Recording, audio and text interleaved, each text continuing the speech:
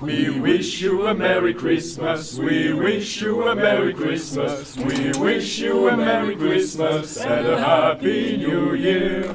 We wish you a Merry Christmas, we wish you a Merry Christmas, we wish you a Merry Christmas and a Happy New Year.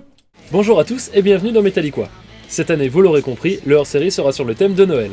Et là vous allez me dire, mais Noël c'est pas du tout métal? Eh bien figurez-vous que si. On va voir dans cette vidéo qu'il y a un nombre incroyable d'occurrences entre les deux, à commencer par cette émission datée du 24 décembre 1988. This is still Ozzy Osbourne and you're still with Headbangers Ball on Christmas Eve. What do we got next, Zach? Oh, this hour we got Anthrax, Oz, House of Lords, Bad News. But right now, it's Way Cool Jr. by Rat. À l'époque où MTV était encore une bonne chaîne musicale, voire même une chaîne musicale tout court en fait, Ozzy Osbourne et son guitariste Zakk Wylde présentent les nouveaux morceaux de groupes tels que Anthrax, Def Leppard, Flotsam and Jetsam, Kiss ou encore Yngwie Malmsteen. Ouais, ça avait de la gueule les nouveautés qui passaient à la télé en ce temps-là. Mais mis à part le décor de l'émission, pas grand chose à voir avec Noël, je vous l'accorde. Allons donc un petit peu plus loin dans le métal de Noël avec cet album sorti en 2008 intitulé We Wish You a Metal Christmas and a Headbanging New Year.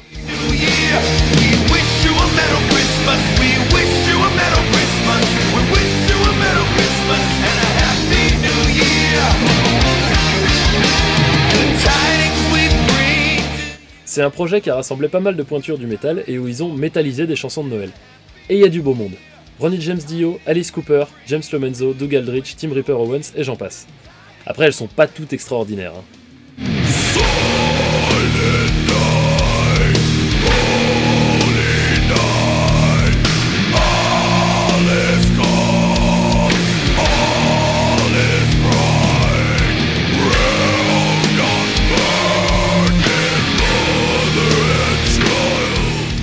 Voilà, j'ai beau adorer le métal, il faut reconnaître que là c'est relativement immonde.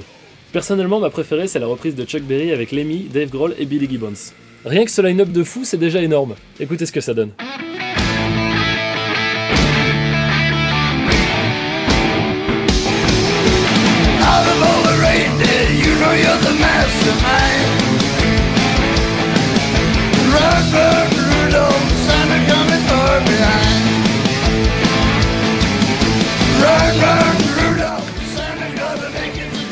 Oh pardon.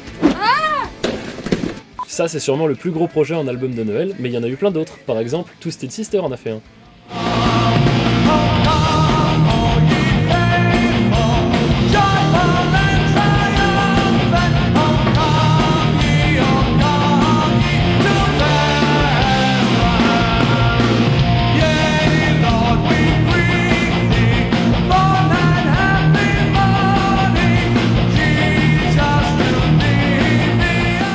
Twisted Sister, c'est un groupe dont je vous ai pas encore parlé, tiens.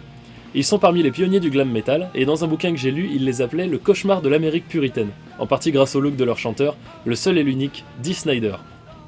Mais je pense qu'il y a des grandes chances que vous les ayez déjà entendus, avec ce morceau cultissime.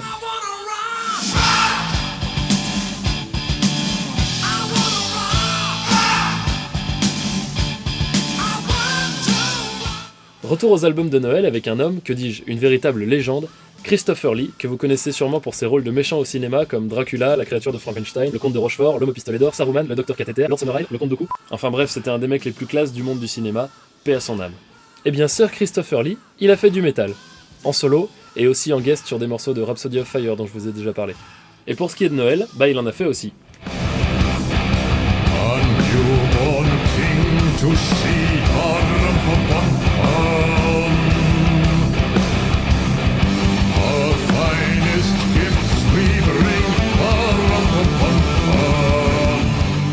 Tout ça c'est des albums qui sont réellement sortis, mais je voudrais vous en montrer un qui n'est pas vraiment sorti. Thrashing through the snow, a very Megadeth Christmas. C'est un genre de sketch avec une fausse pub pour un album de métal de Noël qui a été fait en 2013 pour le Jimmy Kimmel Live, talk show bien connu aux États-Unis. Regardez ça.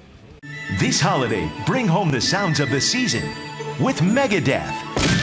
All your beloved favorites in one special collection. Frosty the snowman was a jolly happy soul with a corncob pipe and a button nose and two eyes made out of coal. Hi, we're Megadeth. These are the carols we grew up loving. And you'll love them too. Or Santa will kick you in the throat! Ils sont pas beaux avec leurs pulls de Noël dégueulasses. Le pire, c'est qu'il y a des versions métal de ces pulls qui existent vraiment. On en trouve plein sur internet. Pour finir avec les albums, je voudrais vous présenter un des groupes qui en a peut-être le plus fait, Trans-Siberian Orchestra.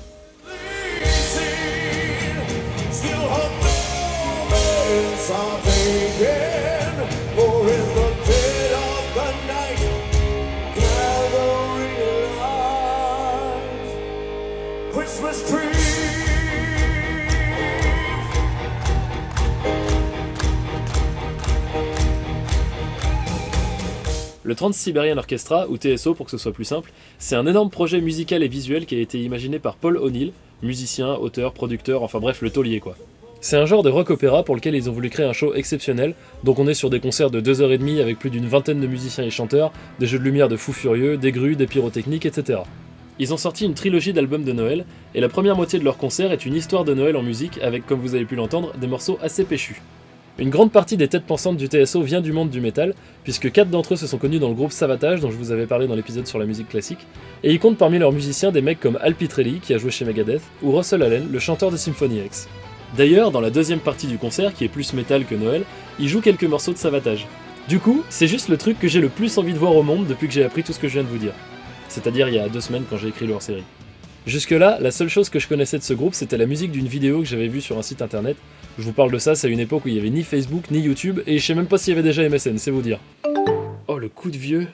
C'est une de ces vidéos qu'on voit souvent aux États-Unis où les mecs sont tellement sérieux sur leur déco de Noël qu'ils illuminent leur maison sur le timing d'une chanson. Et donc avec TSO, ça donne ça.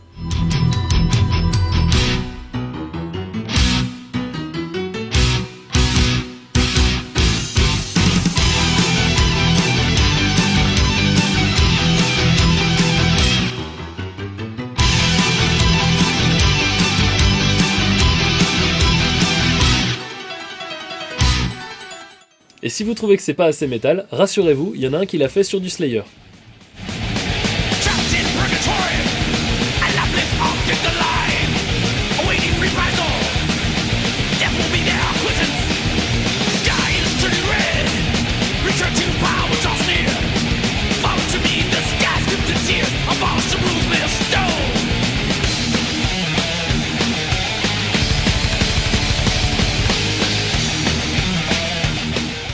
Respect pour le travail passé dessus, mais même si le résultat est vachement impressionnant, une chanson qui s'appelle « Il pleut du sang », c'est pas ce qu'il y a de plus esprit de Noël, non?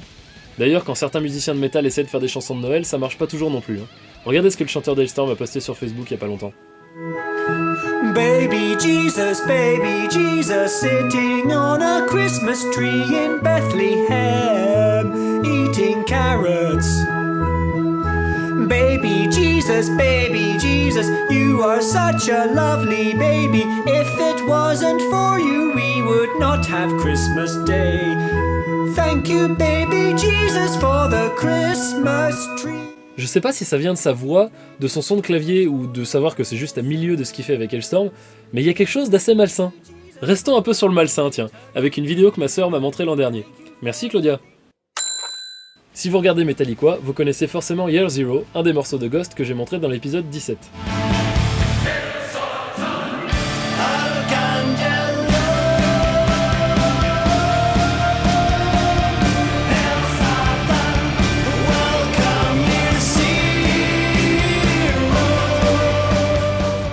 Eh bien, il existe une reprise de ce morceau, version Noël.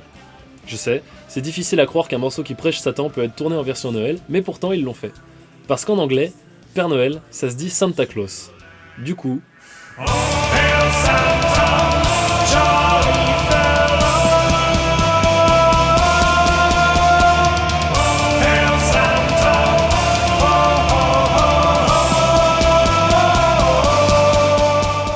C'est trop génial. Allez voir le morceau en entier, c'est vraiment bien foutu. Sur ce, moi je vais vous laisser parce que j'ai un repas de Noël qui m'attend, et puis il faut que j'aille emballer le cadeau de Claudia. Je vous fais plein de bisous et je vous souhaite un très joyeux Noël. À l'année prochaine!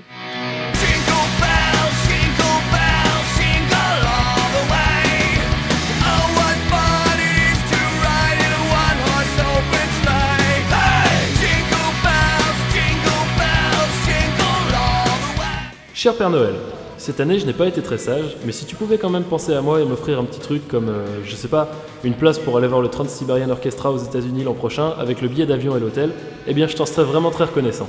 Merci d'avance.